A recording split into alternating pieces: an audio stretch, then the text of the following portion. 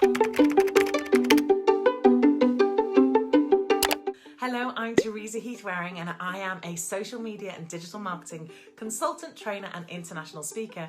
I'm also the host of the podcast Marketing That Converts, and I help small businesses all over the world understand marketing and how to get more customers using digital marketing and social media. So I am obviously a massive podcast fan, as I have my own podcast. They're a great way to learn while you're doing something else on the move or getting ready in the morning. Now, one of my favourites is the Mind Your Business podcast by James Wedmore. And the reason I love this so much is because he really addresses what it's like to run a business from a mindset point of view. And I always thought to myself, do you know what? I know what I'm doing. I've been in marketing for like 15 years now. I know how to market businesses. But I didn't think about how your mindset can have such a massive impact on your business. So you could have the best tools and strategies and tips, but if you wake up in the morning thinking, do you know what, I don't want to do this today, then how are you going to get over that? If you're too nervous or afraid to do something, you're going to let that stop you. So the mindset stuff for me was a big eye-opener, but has made a huge, huge difference in my business and how I do my business. I love this question. It's brilliant because so many businesses are focused on trying to get customers, and when they get customers, they forget all about them. They think to themselves, do you know what, done, let's move on to getting more customers. When actually loving the customers you've got is so, so very important.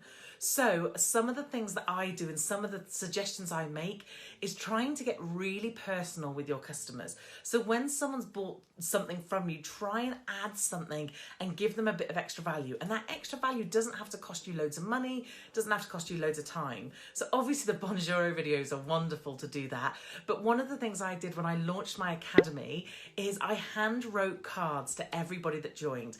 And I went and looked at what their business was and I tried to write something personal in there that might help their business. I've just literally come off doing some live masterclasses, launching my academy again. And again, I asked the audience, what do they do? So that I could pick up a few of them throughout the live masterclass and say to them, this is how that works for your business. Also, if you've got a product, then why not add in a personal thank you note? Or there's an amazing company that I follow and get stuff from called Martha Brooke, and they do the most beautiful stationery. If you love stationery, you need to check that one out. And they send these lovely postcards. In fact, you can see them behind me, these lovely postcards in with their packaging, and it just makes such a difference. I have an estate agent that I've worked with who would leave a bottle of champagne for when someone moves in, and then a year later will send them a card. So there's so many nice ways in which you can really add some value to your customers after they've bought to turn them into those super fans.